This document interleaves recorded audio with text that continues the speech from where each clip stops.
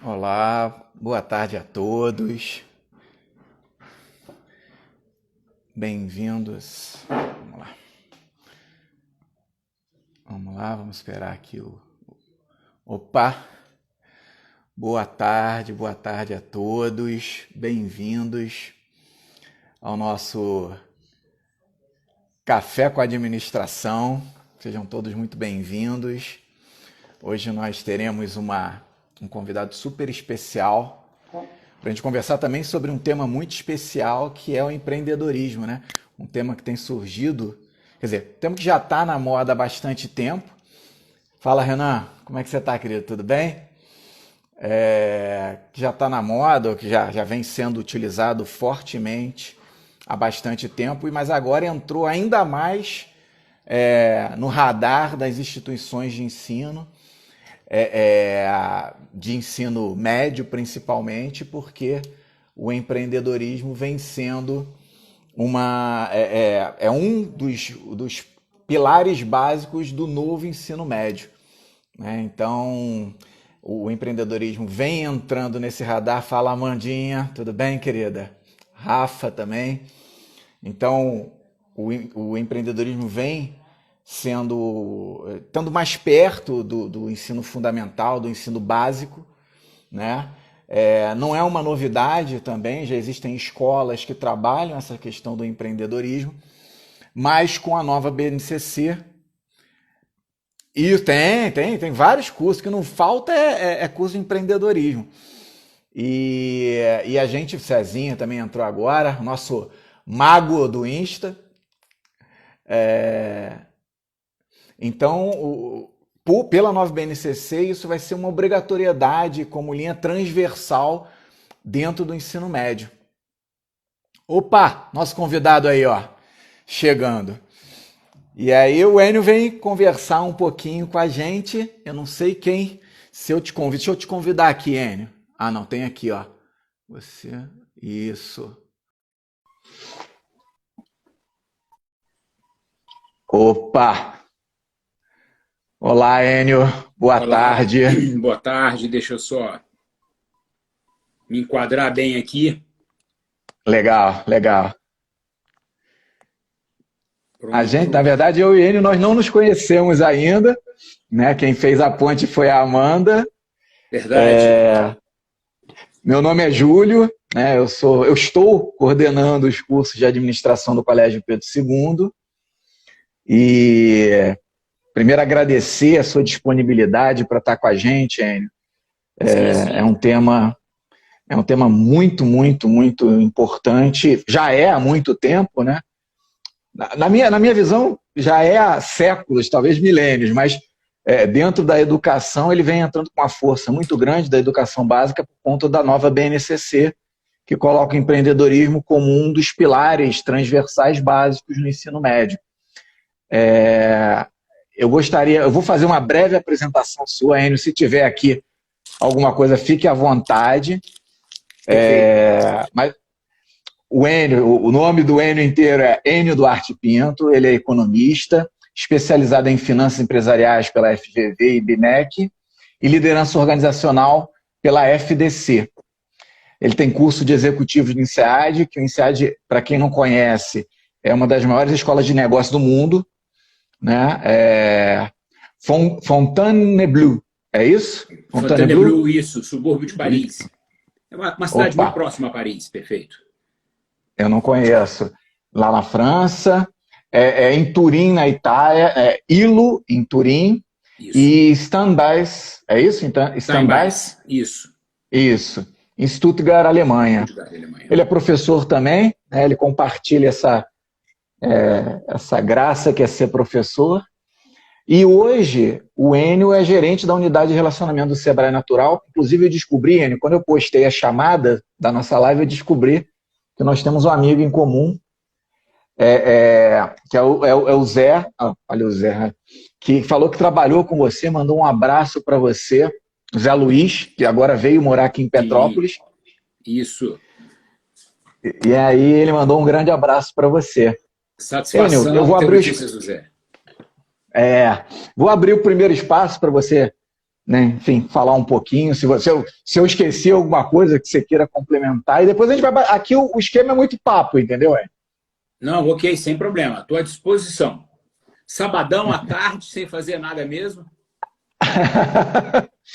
Eu tive dando uma olhada, você me enviou alguns slides e tal, e tem alguns pontos assim que eu achei muito interessante, que eu gostaria de começar nosso papo por esses pontos, né? Porque tem lá um slide que fala do mundo VUCA versus o mundo Banner, né? E eu queria, sei lá, que você pudesse falar um pouquinho sobre essas duas visões de mundo ou dois momentos do mundo atual. Eu acho que tem a ver com o papo, né, do empreendedorismo. Vamos lá, professor. Boa tarde a todos.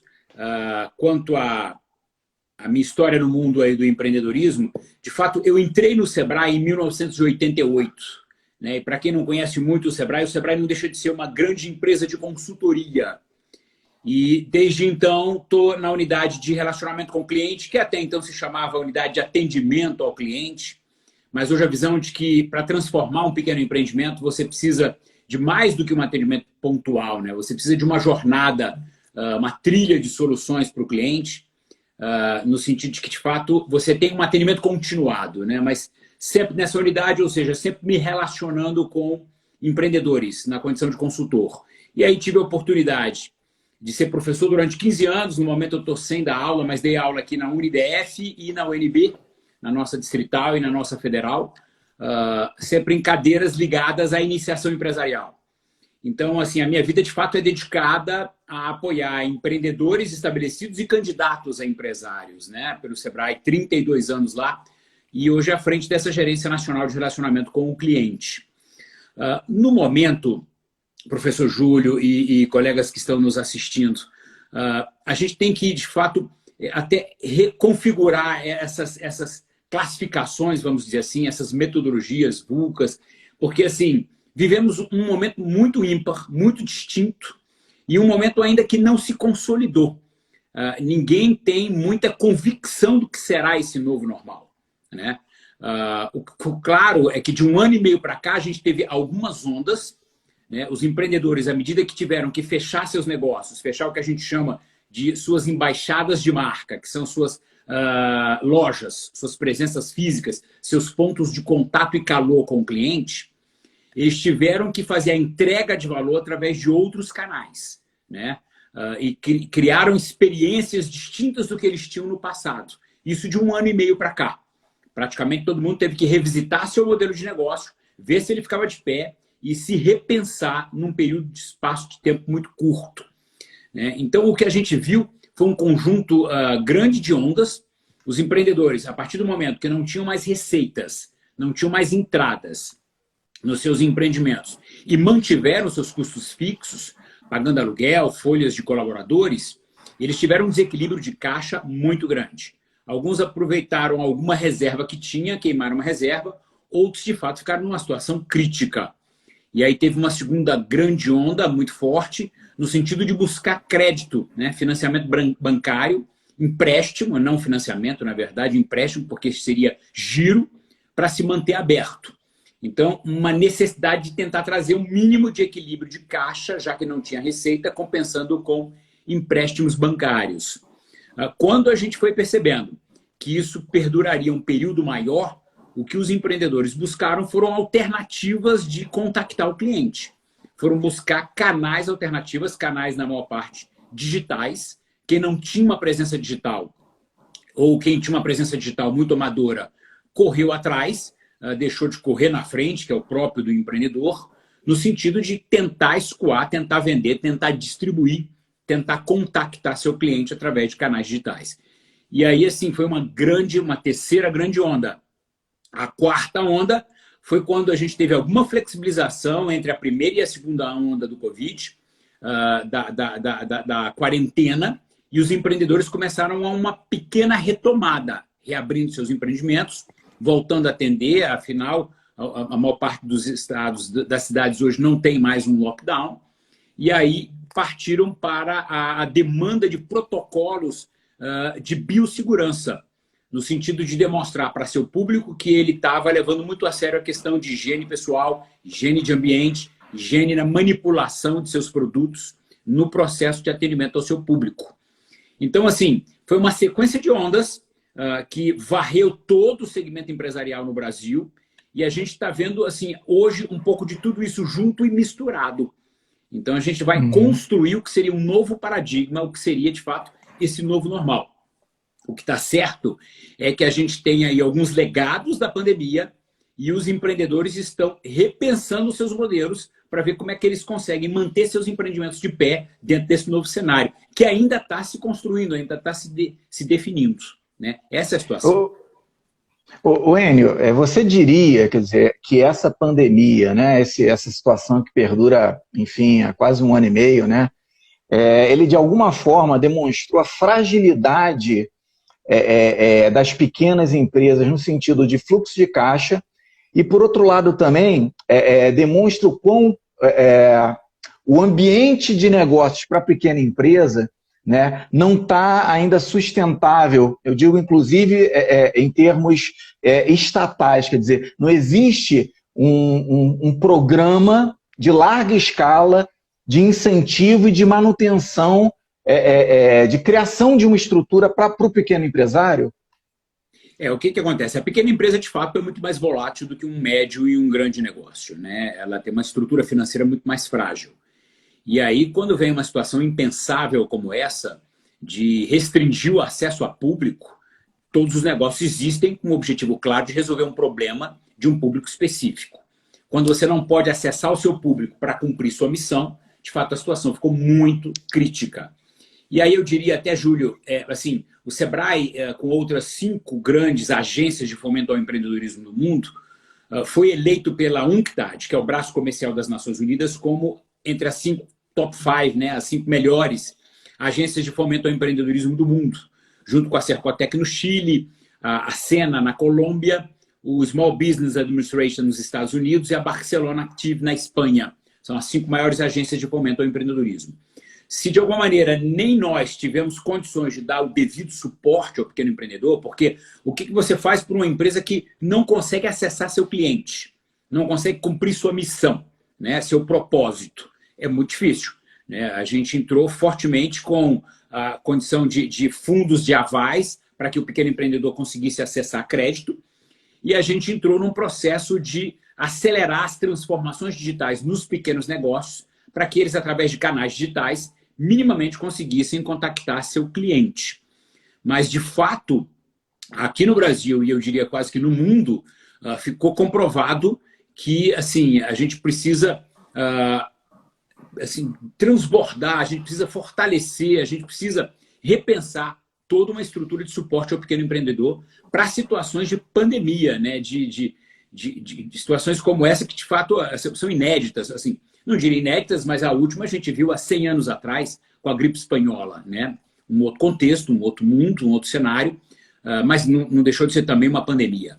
Mas, assim, o que mostra, Júlio, é que a crise ela vem e, de alguma maneira, ela elimina aquele que está mais amador no mercado, aquele que não tinha uma gestão mais profissional, e ele, de alguma maneira, exige, é mais criterioso, né, esse cenário, e exige muito mais preparo. Então, ao final, o que a gente está vendo também é que os empreendimentos que passaram por essa situação e sobreviveram saíram mais lapidados, saíram fortalecidos.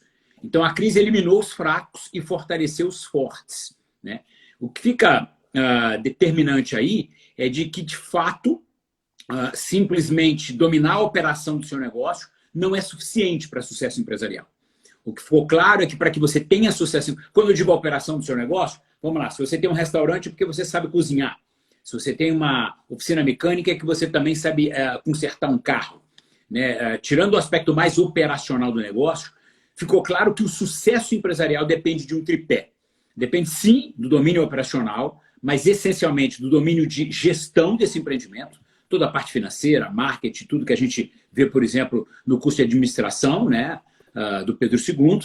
E, além disso tudo, a necessidade do empreendedor ter uma atitude, um comportamento, um conjunto de características naturais que também asseguram sucesso empresarial.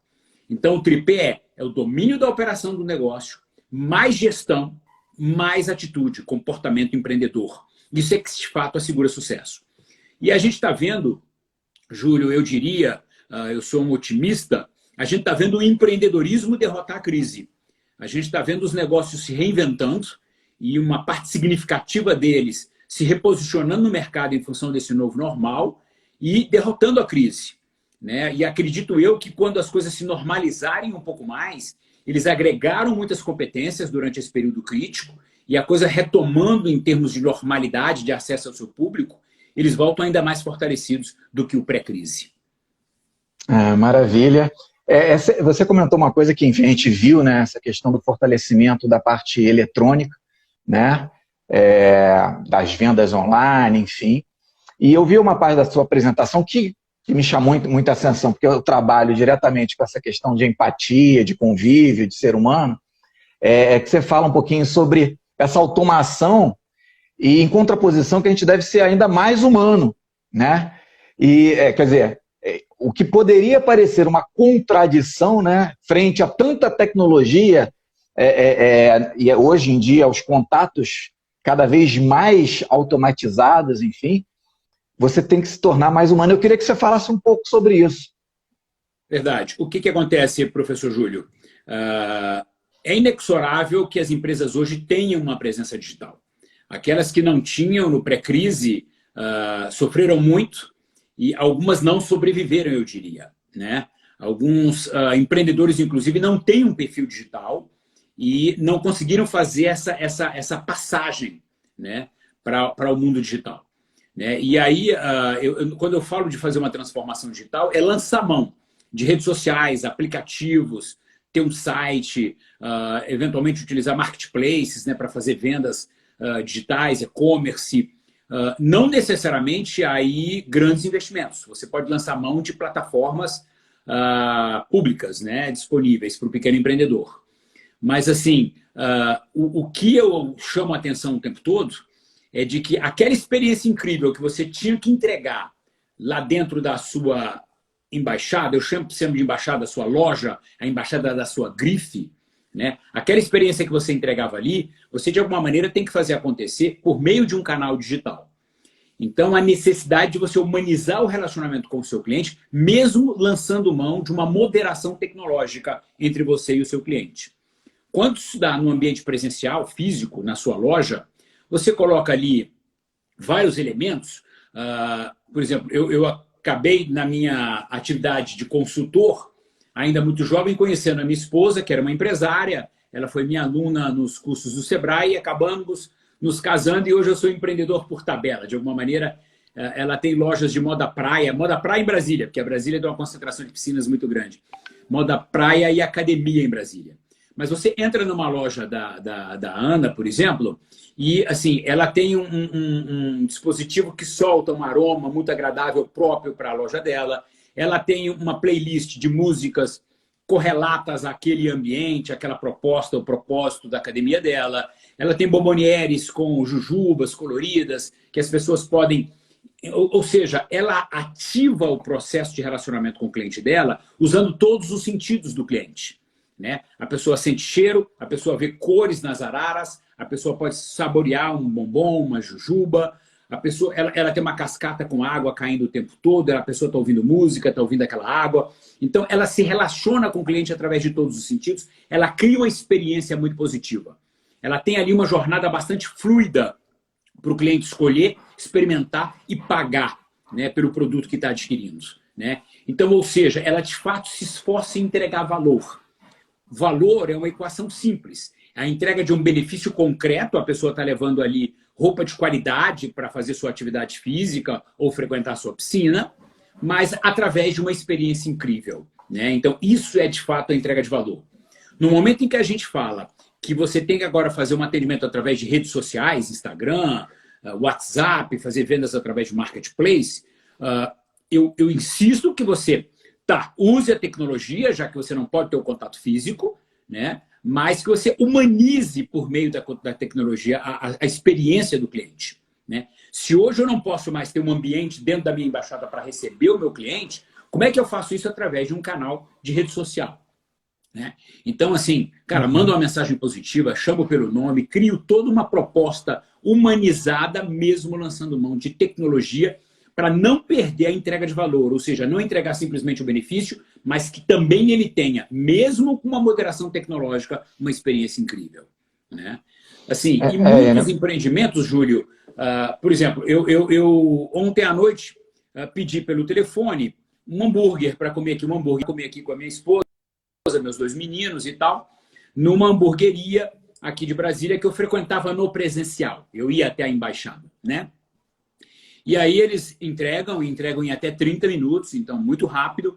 Quando a pessoa chega, ela te dá 1000 possibilidades de pagamento. Você pode fazer Pix, cartão, transferência bancária, dinheiro, ou da forma que você desejar, né?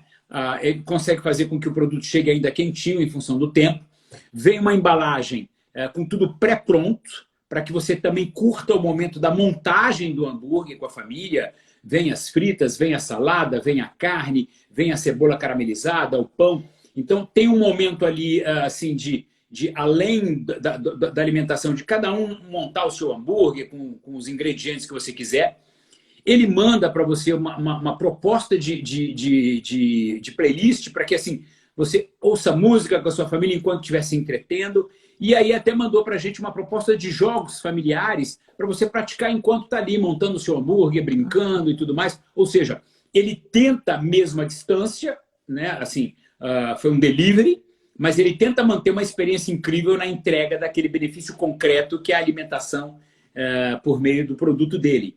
Então, assim, os empreendedores estão, mesmo que à distância, tentando com moderação, assim, o garçom agora virou entregador, né? O modelo de negócio foi repensado, mas de que maneira a gente consegue ainda humanizar essa relação entre o negócio e o cliente, né? Então, esse é o grande desafio hoje.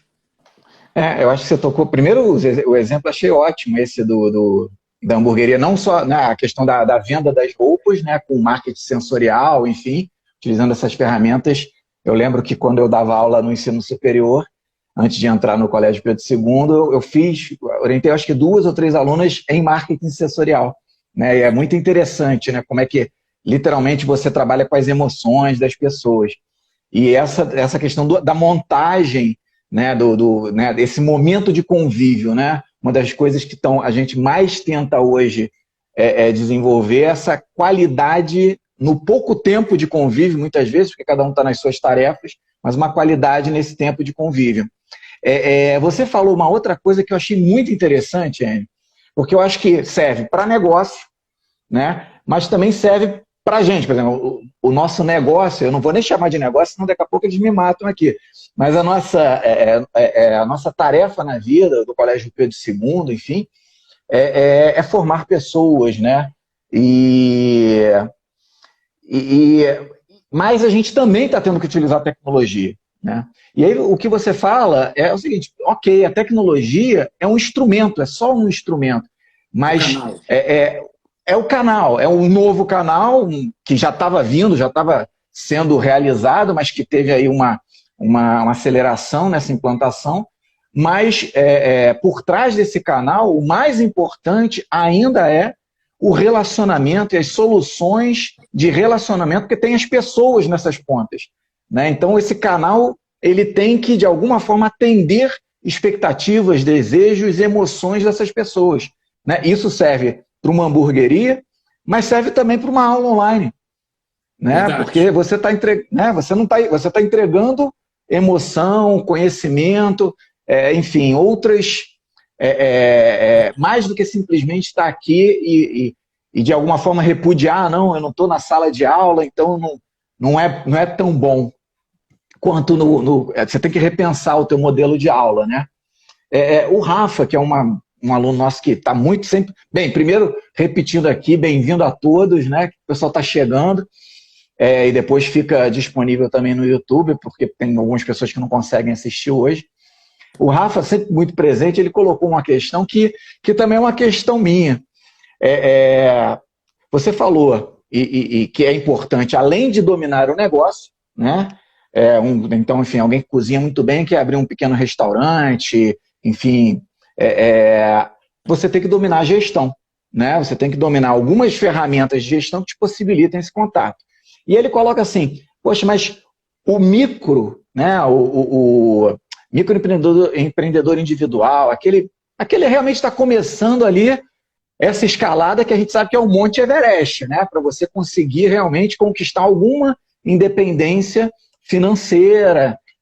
Como é que ele se apropria disso? Porque é difícil, ele não tem dinheiro, né? A verdade é essa, né? Grande parte desses pequenos empreendedores, esse microempreendedor, eles não têm dinheiro para contratar alguém com esses conhecimentos, né? Por outro lado, ele também não tem, muitas vezes, não possui esse conhecimento. É um trabalho que a gente tem feito muito, Enio, dentro do técnico do Pedro II, que é justamente preparar esse técnico para estar dentro de empresas, mas também para ele ter essa autonomia de ter o seu próprio negócio. Como é que ele faz se ele não tem dinheiro, não tem o conhecimento gerencial, mas também não tem o dinheiro para contratar alguém que possa ajudá-lo? O Sebrae, por exemplo, pode ser um caminho para esse microempreendedor? Perfeitamente. Hoje em dia, assim, conhecimento de fato é a matéria-prima mais nobre, Júlio. E assim, colega seu, foi professor tantos anos, o que a gente entrega, de fato, é que é transformado em sucesso, né? Conhecimento. E assim, hoje o conhecimento está muito disponível, né? Por exemplo, o Sebrae tem uma plataforma de educação à distância, através do sebrae.com.br, aí, você entrando no site do Sebrae, você acessa hoje mais de 400 títulos completamente gratuitos, né? De cursos instantâneos, cursos com durações de 40 minutos, infográficos, e-books e tal, e cursos que você pode fazer em até 30 dias. Então, muito conhecimento sobre implantação e gestão de negócio. Em todas as áreas de conhecimento da gestão, marketing, finanças, gestão de pessoas, planejamento, tem tudo ali de maneira gratuita, né? E você também tem, por exemplo, o YouTube, as possibilidades de videoaulas que você tem ali é uma loucura. O próprio canal do Sebrae no YouTube, então você tem de uma forma mais interativa. Eu, todos os dias, quando vou trabalhar, boto alguma coisa dentro de alguma temática que me interesse. Eu estava indo ontem e estava ouvindo sobre negócios por assinatura, né? Que isso era muito de software, depois revistas, e hoje tem tudo, floricultura por assinatura, né? E fui até o escritório do Sebrae ouvindo no YouTube comentários sobre negócio. Então, quer dizer assim, o conhecimento de fato está disponível, né? E hoje a dinâmica da gestão dos negócios é tão acelerada que você precisa de um processo de aprendizagem continuado. Você tem que estar permanentemente se atualizando sobre gestão, né? Sobre empreendimentos, né? E veja, a partir do momento que você tem conhecimento, você consegue, mesmo com pouco recurso, transmitir ao seu público, assim, com baixos investimentos, o que ele precisa em termos de segurança para comprar de você. Eu vou te dar um exemplo. Assim, os legados que a pandemia nos deixou, basicamente 3 de médio prazo agora, a questão da higiene, né? As pessoas, para comprarem algum produto, têm que ter uma confiança de que ali tem um manuseio adequado, né? Para que você eventualmente não se contamine, né? A questão da não aglomeração, né? Então, se o modelo de negócio exigir que as pessoas se concentrassem num café, você tem que buscar hoje servir o seu café em áreas abertas ou em delivery, né? Na casa do cliente, alguma coisa assim.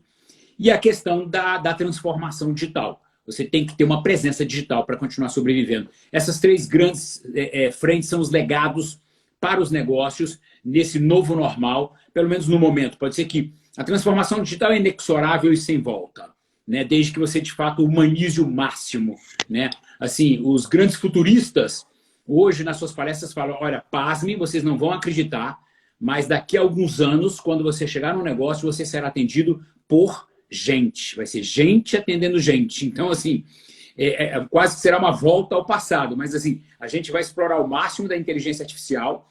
Isso, de alguma maneira, vai trazer algum desconforto por falta de humanização e a gente vai voltar a ter gente atendendo gente, que, de fato, é o melhor modelo, né? Desde que a gente consiga escalar isso para viabilizar empreendimentos. Mas, assim, a carrocinha de pipoca que fica parada na frente do colégio do meu garoto, o pipoqueiro, ele consegue transmitir para a gente que vai consumir a pipoca dele uma segurança de protocolos de bioproteção, assim, ele está de touca, ele está de luvas, você vê que ele de tempo em tempo troca as luvas, né? Ele tem o potezinho dele de álcool em gel, você vê que a carrocinha dele está completamente limpa, ele fica higienizando a carrocinha o tempo todo, quase que como um mantra, tipo, olha, pode comprar aqui, que aqui tem segurança. E uma coisa bacana que ele agregou agora nesse novo normal, além disso tudo que ele não tinha, ele está indo com um jaleco branco e ele tem bordado nas costas e aqui no bolso o dia da semana, segunda-feira, bordado. Então, assim, ele consegue. E aí ele terça tá com jaleco, quarta, quinta e sexta, cada dia com jaleco distinto, porque tá bordado. Então, assim, é ele dizendo assim, olha, eu não posso usar o jaleco de ontem, hoje, porque eu não consigo descosturar o que está bordado e bordar de novo. Então, assim, eu de fato tenho 5 jalecos distintos branquinhos para vir atender você aqui com limpeza e higiene. E é isso que um pai quer, né, para dar não, pode comprar pipoca aí, porque aí é coisa. Então, assim, um pipoqueiro conseguindo, além de mostrar que é uma pessoa preocupada com a higiene, assim, além de adotar, transmitir isso, né? A mulher de César, né? Então, assim, é parecer, além de ser, né? Uma pessoa preocupada com os protocolos de biossegurança. E, assim, pipoqueiro. Então, né, não é necessário um refinamento tão grande a utilizar a criatividade para poder passar, ter uma atitude diferente. Esse ponto até que eu queria levantar aqui, que você também tem lá nos slides, e é um ponto que realmente a gente, dentro do Colégio Pedro II, é um ponto fundamental, que tem sido muito discutido. Na segunda metade aqui eu quero até conversar um pouquinho sobre essa entrada do empreendedorismo aqui no ensino médio, mas eu queria perguntar sobre isso, né? Qual a importância da atitude dentro para o empreendedor? Eu não sei se sou eu que estou congelado ou...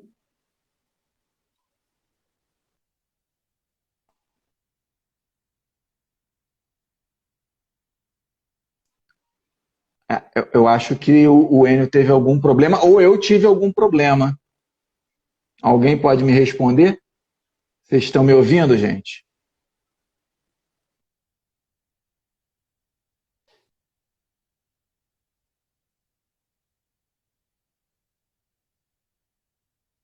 Travou? Mas quem travou, Rafa?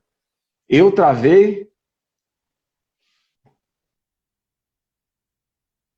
Ah, tá. Eu convidei. Obrigado, Vivian. Ah, agora voltou. Agora voltou. Caiu aqui por algum...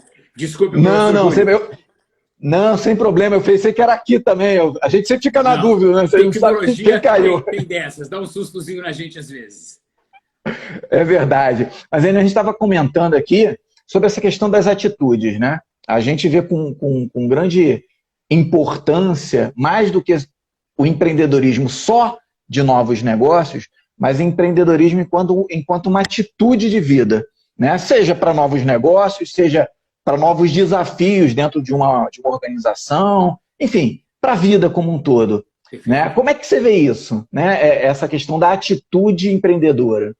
Júlio, o que acontece? Durante muito tempo se acreditou que o sucesso empresarial, o sucesso profissional, ele se dava tão somente em função de você reter competências técnicas, né? Competências de gestão, no caso do empreendedorismo. De uns anos para cá, da década de 80 para cá, se descobriu de fato esse outro aspecto da gestão empreendedora, que é a atitude, o comportamento. Várias pesquisas feitas, eu gosto particularmente de uma do David McClellan, que fundamenta até um produto do Sebrae chamado Empretec, que é uma oficina para desenvolvimento de atitude empreendedora, mostrou que o sucesso empresarial, ele na verdade é mais um comportamento, uma atitude, né, o desenvolvimento de um perfil empreendedor, do que o simples domínio de técnica. Né? O que eles falam é que a técnica você pode delegar, Júlio. Você pode contratar colaboradores, um gestor, um gerente, que domina ali como fazer um fluxo de caixa, formar um preço de venda, fazer uma curva ABC para controlar um estoque, coisas mais técnicas de gestão. Mas que o comportamento do empreendedor, aquele conjunto de características de software skills que você precisa ter para ter sucesso empresarial, essa tem que ser desenvolvida pelo proprietário, pelo empreendedor, por quem está à frente do negócio. E aí existem vários perfis entendidos, considerados como os perfis ideais para quem vai liderar um negócio. Um conjunto de características.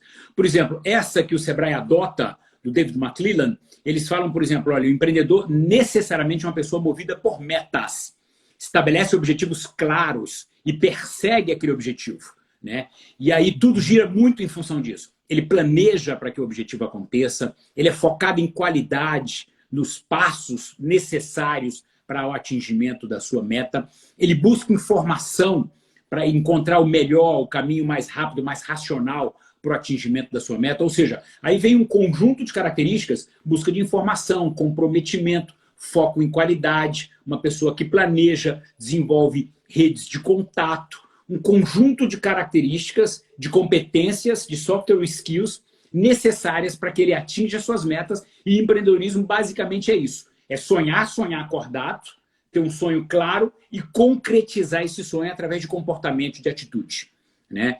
E isso, professor, você pode adotar à frente de um empreendimento ou pode adotar na sua vida, para o mundo do trabalho como um todo, né? Por isso que hoje o empreendedorismo ele é entendido até como um estilo de vida. Tem pessoas que são o que a gente chama de intraempreendedores. Eles, às vezes, não estão à frente de uma empresa, mas eles, no seu dia a dia, se comportam como empreendedores. Eles têm olho do dono em relação a tudo. É uma pessoa que vai ser professor no Pedro II e estabelece metas de performance para os seus alunos e para si mesmo. É que cuida do empreendimento como se fosse seu, mesmo você sendo apenas um colaborador, um contratado. É o olho do dono, né? Mesmo não sendo dono. É o que a gente chama do intraempreendedor, aquele que tem um comportamento empresarial, empreendedor, mesmo dentro de uma grande corporação. Isso já fica, então, como seu estilo de vida. É adotado para tudo que você vai fazer, né? Você emprega aquelas características, a preocupação com qualidade, o desenvolvimento de rede de contatos, a permanente busca de informação, a experimentação, a prototipagem e o aprendizado rápido e a incorporação de feedbacks para que você evolua. Esse comportamento do empreendedor você pode ter no teu hobby, no teu esporte diário, no teu emprego, nos teus relacionamentos pessoais, né? Então, é isso que é entendido hoje pelos especialistas e pelo Sebrae quanto tão relevante quanto o domínio de técnica. E a gente vai além e diz o seguinte, a técnica você contrata, o comportamento empreendedor você precisa de fato desenvolver. E o melhor disso, Júlio, é que no passado se acreditou, logo começou a se avaliar e estudar o comportamento, a atitude empreendedora, que isso era nato, que as pessoas traziam do berço, né? E com o tempo se provou que você pode fazer mudança de comportamento, né? A mudança comportamental é aceita hoje por psicólogos e psiquiatras. Então, se você pode mudar qualquer comportamento, você pode incorporar novos comportamentos. Então, se você não tem o que é entendido como o perfil ideal para empreender, você pode se lapidar e pode incorporar e profissionais podem instalar em você esses comportamentos, né, para que isso faça parte agora do seu ferramental, para que você consiga tocar sua vida com esse estilo, com esse comportamento, com esse espírito empreendedor. Enio, dentro desse conceito, então, de desenvolvimento de novas competências e características e comportamentos, como é que você vê essa entrada do empreendedorismo enquanto uma linha transversal no ensino médio? Quer dizer, o que isso pode trazer para essas pessoas, para esses jovens, e para o mundo? Eu não vou. Lá no Pedro II a gente até evita falar muito só voltado para o mercado, né? A gente claro que tem, obviamente, ainda mais a equipe de administração, a gente trabalha com técnico, colocação dos alunos para o mercado também, para a vida de trabalho, mas mais do que isso, né? A gente quer que esse ser humano tenha uma vida plena e feliz no trabalho, pessoalmente, enfim, né? Na vida, né? Que não é só trabalho. Como é que você vê que o empreendedorismo, né, essa linha, como é que ela pode ser utilizada para fornecer para esses jovens maiores possibilidades de felicidade, né? E aí inclui, inclusive, trabalho. O que acontece, Júlio? Hoje, em qualquer processo seletivo, né, ou o processo feito pelo mercado, para quem vai implantar um empreendimento, ou o processo feito numa seleção para emprego, né? Assim, os processos de entrevista, eles contemplam sempre algumas dinâmicas, né? E o que todo empregador procura hoje, mesmo que você esteja até sendo selecionado para ser sócio de um empreendimento ou para trabalhar numa corporação de médio ou grande porte, o que eles procuram sempre, além do domínio, né, de conhecimento operacional ou de gestão, é essa atitude, é esse comportamento empreendedor, né? Então, eles, assim, em vários processos seletivos, eles fazem perguntas que parecem coisas muito abstratas, mas coisas do tipo assim: Júlio, por favor, me conte uma experiência em que você se colocou num certo risco. E aí você pensa um pouco e vai falar de alguma passagem na sua vida e tal, e aí eles começam a medir e pontuar se de fato você é uma pessoa propensa a riscos, ou você é uma pessoa muito conservadora e não corre riscos nunca. Então, assim, naquela conversa que parece inocente, eles vão pontuando se de fato você tem esse comportamento empreendedor. Então, assim, é muito bem-vindo o ensino do empreendedorismo dentro das escolas, no sentido de preparar os jovens para o ingresso na sociedade produtiva com esse lado de software skills, de habilidades, de competências humanas também lapidados, também desenvolvidos, né? Em processos seletivos, eles serão cobrados nesse sentido. Mas, Júlio, indo de um extremo ao outro, eu aqui sou dona de casa, sou dono de casa também, né? E o que eu sempre comentava para os meus alunos é o seguinte: olha, uma casa e uma empresa são muito próximas, tá? A minha despensa é o meu estoque. O açougue, a padaria, o supermercado são os meus fornecedores. Os meus filhos e a minha esposa são os clientes que eu quero felizes. O vizinho é meu concorrente. Então, assim, eu preciso aprender a delegar aqui em casa, a pedir que todos contribuem, cooperem, senão eu vou ficar sobrecarregado aqui no meu processo de gestão desse negócio que eu tenho aqui. Então, assim, eu mostro que até cuidar de casa, o trabalho, os afazeres domésticos, tem uma proximidade com o mundo dos negócios e o empreendedorismo muito grande. Então, aquelas pessoas que estão permanentemente experimentando, recebendo feedbacks e agregando qualidade ao seu comportamento, isso é ser empreendedor. Pessoas que são focadas em metas o tempo todo, assim, estipula hoje ao longo do dia, eu vou resolver essa sequência de problemas, eu vou arrumar aquele armário, desde que seja a tarefa mais simples, entendeu? Assim, e ao fim do dia fala: poxa, legal, eu matei tudo que eu tinha definido para hoje. Então essa pessoa está sempre expandindo seus limites, né? E isso é uma atitude, é um comportamento empreendedor, que é válido para qualquer coisa. Eu pela manhã costumo me exercitar, vou à academia, nesse período não estou indo, mas assim, fazendo minhas flexões em casa, não, fiz 15 flexões, hoje eu vou fazer 16. Então assim, metas, estipulando metas. Ah, mas como é que eu posso fazer para ter mais... me alimentar melhor, procurar evitar comer isso, comer aquilo. Então, assim, se você pega esse comportamento empreendedor e adota como filosofia de vida, isso vai contribuir para você ter mais saúde, mais felicidade, mais qualidade de vida, se relacionar melhor. Assim, de fato, vai ampliar e expandir seus limites como ser humano, né? Uhum. Não, perfeito, Enio. Dentro agora eu estou trazendo um pouquinho mais para dentro do Pedro II, Enio, porque eu acho que é importante, né? A gente está no momento, dentro, né, no próprio colégio, de discussão do próprio empreendedorismo, né, da utilização do empreendedorismo, e aí tem vários, né, e o colégio é muito democrático, isso é um ponto muito positivo lá dentro, né? E existem muitos pontos de vista. Então eu estou aproveitando também para trazer questionamentos que eu estou recebendo por parte de outros departamentos, etc.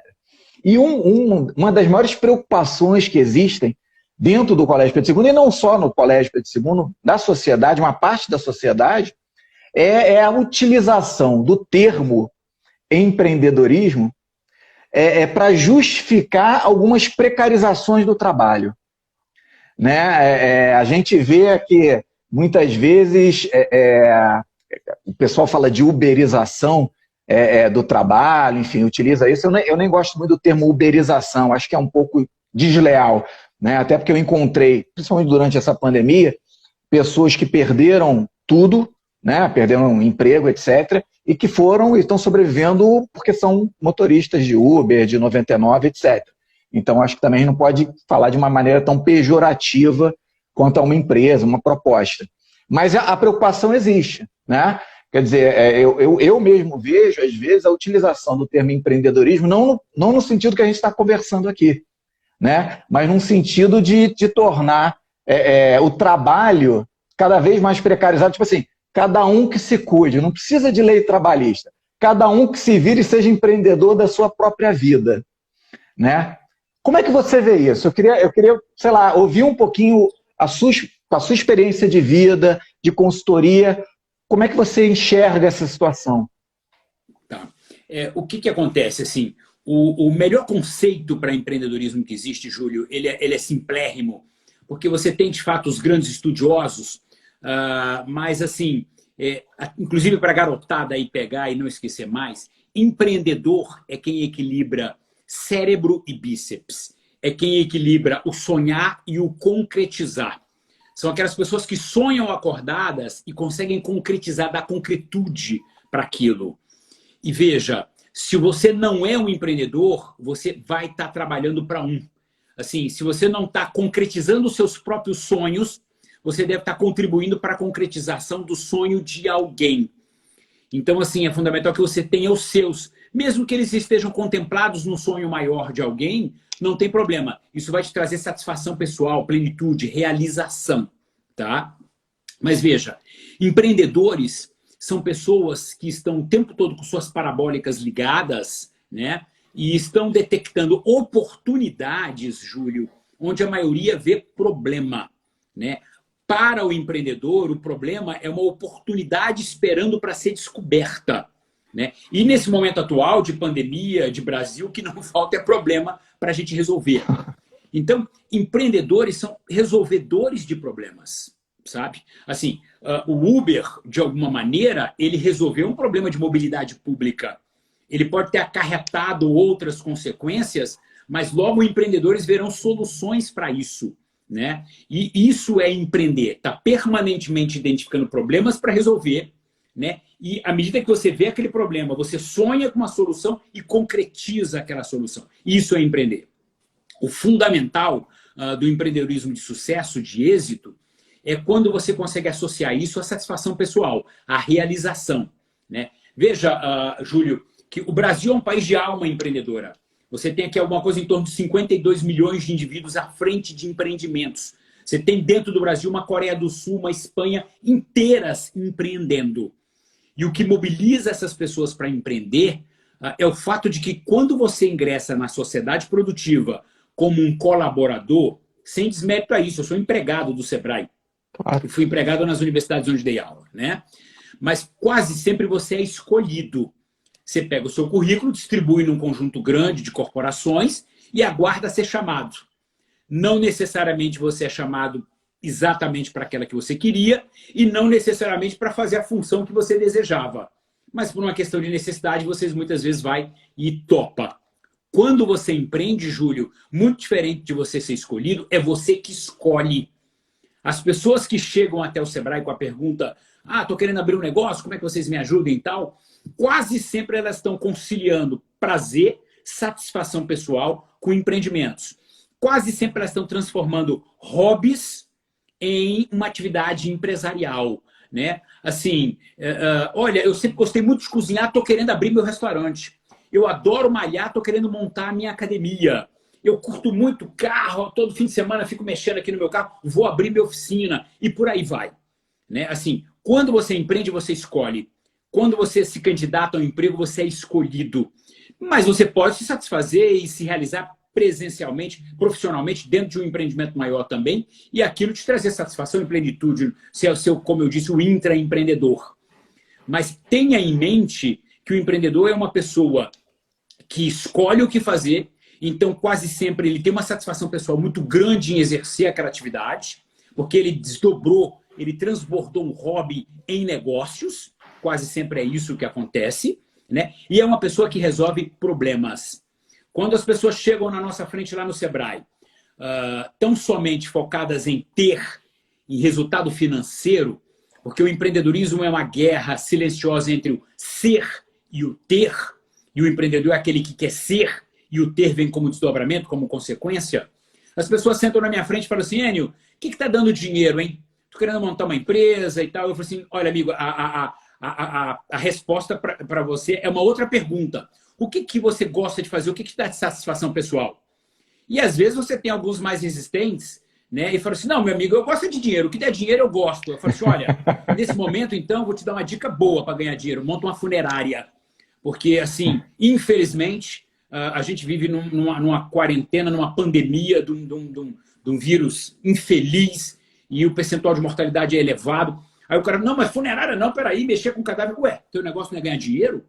E aí ele começa a perceber que não é bem assim. E aí eu consigo que ele saia do Sebrae, pelo menos com uma lista de coisas que ele gosta de fazer, é o primeiro filtro. Bota aí, ó, 5 coisas que você adora fazer. E aí o cara escreve Sem Fronteiras e tal. Bom, dentre essa lista, essas 5 coisas, pega agora aquela em que você é competente. Além de você gostar, você é melhor do que a média. Você tem vantagens comparativas em relação aos outros seres humanos médios. Porque aí você começa a ter uma lista do que você gosta e em que você também é competente, você é acima da média. E agora você vai fazer o seguinte, bom, você vai ver se essa lista vai ao encontro da resolução de problemas da comunidade onde você está inserido. Da tua rua, do teu condomínio, do teu bairro, da tua cidade. Porque aí, professor Júlio, quando você tem algo que te dá satisfação, onde você é muito bom naquilo, é competente naquilo, e aquilo resolve problemas da comunidade onde você está inserido, você encontrou sua oportunidade, sua vocação empreendedora. Né? De alguma maneira, aquilo é o teu propósito.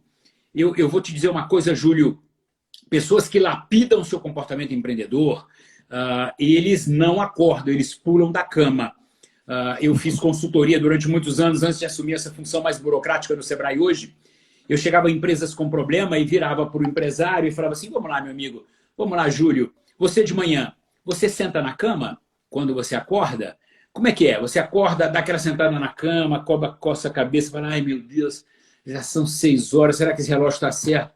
Ave Maria.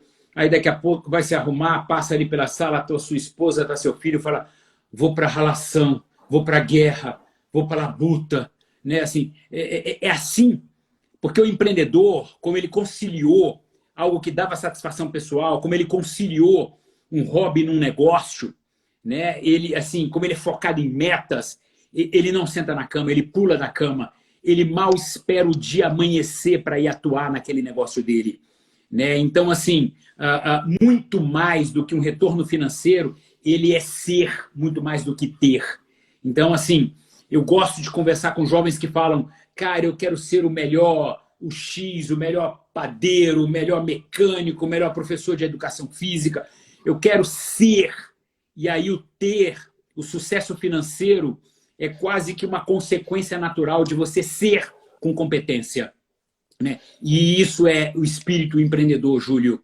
Se você consegue aplicar isso no seu jovem, você está fazendo algo fabuloso por ele, Júlio. Você vai criar forças da natureza. Porque, Júlio, de um botão a um avião, tudo que existe nesse mundão foi feito por um empreendedor. Essa cadeira que você está usando, que você está sentado para fazer essa live comigo, passou primeiro pelo sonho acordado de alguém, que depois colocou isso numa linha de produção, concretizou isso, vendeu, comercializou, ganhou dinheiro, tá? Mas assim, claro, o que você usa aí é o resultado do trabalho empreendedor. Né? Assim, as pessoas têm que ter isso em mente. Assim, sendo mais drástico ainda e não ofendendo nenhuma religião, eu sou católico, convicto, mas eu acho que Deus, né, criou o mundo em 6 dias, descansou no 7º e no 8º delegou a pessoas como você, Júlio, a missão de acabar de concluir o mundo. Porque quem acabou de construir o mundo foram os empreendedores. A gente recebeu essa natureza fabulosa, mas tudo mais que veio depois dela foi sonhado e depois concretizado por um empreendedor. É verdade, eu concordo plenamente com você, Enio, e tenho, né, a nossa equipe, a equipe de administração, eu sinto muito isso, né?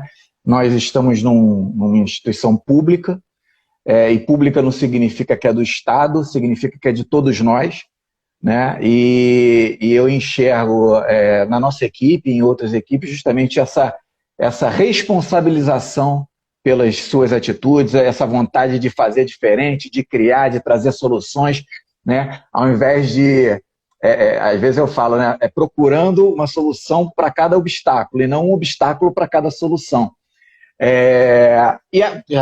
Infelizmente, já estamos acabando aqui o nosso tempinho, mas eu tenho uma última perguntinha que tem a ver com o trabalho que eu desenvolvo, que eu também empreendo, né? De uma forma social. Eu tenho um instituto, o Instituto Empatizar, já há quase 5 anos, que, como o próprio nome diz, busca desenvolver a empatia universal, o melhor convívio entre as pessoas, enfim. Eu queria terminar com essa pergunta, né? Você enxerga um papel, né? Saindo um pouquinho desse raso que se fala empatia e tudo agora é empatia, né? Mas para a empatia, para essa capacidade do ser humano de aceitar a diversidade, você vê isso como algo importante para o empreendedor? Com certeza. Veja, empreendedores são pessoas que resolvem problemas, como eu disse para você. Então, é fundamental que ele se coloque no lugar do cliente dele, né? Assim, empreendedores são samurais, como a gente costuma dizer, e o termo significa servir, né? Assim, porque, inclusive, a gente vive a servitização de tudo que é produto, né? Assim, deixa eu te pegar aqui qualquer exemplo. Bicicletas, por exemplo. Você chega em grandes metrópoles europeias hoje, você não encontra mais lojas que vendem bicicleta, porque você tem aquele serviço de locação de bicicleta. Você pega aqui num posto, deixa em outro e tal. Então, assim, eu não preciso mais me preocupar em ter a minha, eu tenho um serviço, né? De alguma maneira, o criticado Uber é a servitização do carro. O jovem hoje não precisa investir muito dinheiro num produto que pode, inclusive, ser uma arma no trânsito, que demanda manutenção, espaço para você guardar ele. Você simplesmente baixa um aplicativo de mobilidade no seu celular e resolve isso de maneira que contribui também para o desenvolvimento de um mundo menos poluído, contribui para o desenvolvimento de uma família que vai viver daquilo e tal. Então, a gente vive hoje um mundo, uma era de experiências e servitizações, né? E aí o que acontece? Para que você possa servir de forma plena, para que você encante o seu cliente, supere as expectativas dele, você tem que ser absolutamente empático, né? Você tem que ter a visão 360 graus do seu cliente. É o cliente absolutamente no foco. O cliente, mais do que nunca, é a realeza do seu negócio e hoje está empoderado pelas redes sociais, né? Hoje você não gasta mais com propaganda. O cliente é quem te vende, te avaliando positivamente nas redes sociais, né? Então, assim, como atingir isso sem uma plena empatia, né? Sem de fato se colocar no lugar do cliente que está consumindo o seu produto, sem fazer cliente oculto dos seus concorrentes e avaliar você também se você está de fato fazendo uma entrega que resolve um problema e ainda por meio de uma experiência incrível, a entrega de valor. O cliente paga preço, você entrega valor. Como entregar valor para alguém se você não for absolutamente empático, se você não vê o mundo pelos olhos do seu cliente, para saber se aquilo tem valor para ele? Os empreendedores que me procuraram ao longo dessa pandemia, desesperado com seus fluxos de caixa, e eu falava, olha, corta tudo que é custo. Eu brincava, custo agora é igual unha, tem que cortar toda semana. Só fica aquilo que agrega valor para o cliente, que é a razão de ser de qualquer empreendimento. Olha para aquele item, agrega valor para o meu cliente? Não, está fora. Agrega, está dentro. Como saber se agrega? Empatia plena com o cliente. O cliente no foco. O cliente é a razão de ser de um empreendimento. Existem um monte de negócios, Júlio, que quebraram bem organizados, estruturados, informatizados, com seus empreendedores bastante capacitados, por falta de foco no cliente. O que tem de negócio quebrando arrumadinho, porque não tem a razão, a essência, que é a resolução de problema do cliente, é absurdo no Brasil, né? Assim, doutores que montam um negócio, o cara é um economista, um administrador de mão cheia e quebra por falta de empatia, né? Então, assim, para empreender, Júlio, você tem que gostar de gente, porque você vai atender gente, né? Como fazer isso sem empatia, né? Então, empreendedores são grandes resolvedores de problemas. Pessoas que colocam suas economias, sua energia, envolvem sua família, porque 95% das empresas brasileiras têm mais de um membro da família na gestão ou na operação daquele negócio, para resolver problema, para gerar emprego e renda. Eu costumo dizer, eu sou apaixonado, dedico minha vida ao Sebrae, ao tema, que empreendedores, na verdade, são os grandes heróis, né, desse nosso país. Opa, Enio, eu gostaria, enfim, está finalizando mesmo, gostaria de agradecer muito, já tem gente pedindo parte 2, live parte 2, eu acho que foi, para mim, eu aprendi muito, tenho certeza que nossos alunos, professores, aprendemos todos muito com você. Obrigado, e aí eu deixo os segundos finais, eu não sei quantos tem, mas para você poder se despedir e dar a sua mensagem final. Olha, para você que é um jovem estudante aí do Pedro II, que está nos acompanhando, eu vou pedir que você faça a sua lista do que te faz feliz, né? Do que te transforma como ser humano. Aquilo que você larga, eu largo tudo para fazer aquilo, né? Assim, e aí começa, dentre essas listas que você tem aí, ver nessa lista onde você é competente, onde além de muita satisfação pessoal, você entrega com muita qualidade. E aí começa a ver se isso de alguma maneira atende, resolve problemas da sua comunidade. E começa então a definir o que é propósito para você. Eu quero que você não sente na cama todos os dias, que você pule da cama, que você acorde no escuro como eu faço todos os dias, ansioso para o dia começar. Tá? Sucesso, meu amigo, professor Júlio. Muito obrigado pela oportunidade. Que sábado maravilhoso aqui com vocês. Enio, nós aqui agradecemos. Um ótimo final de sábado e final de semana. E obrigado novamente, Enio. Um grande abraço. Prazer em conhecê-lo. Igualmente, estamos à disposição. Abração, querido.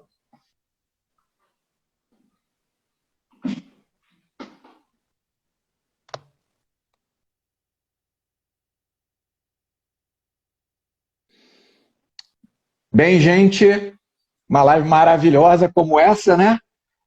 Obrigado aí pela presença, pelos comentários carinhosos aqui. Falem para a galera que não pôde vir, que está lá no nosso YouTube, para eles assistirem. Tem muito a ver com tudo que a gente conversa em nossas aulas e agrega bastante valor, tá bom? Um abração, gente. Fiquem bem.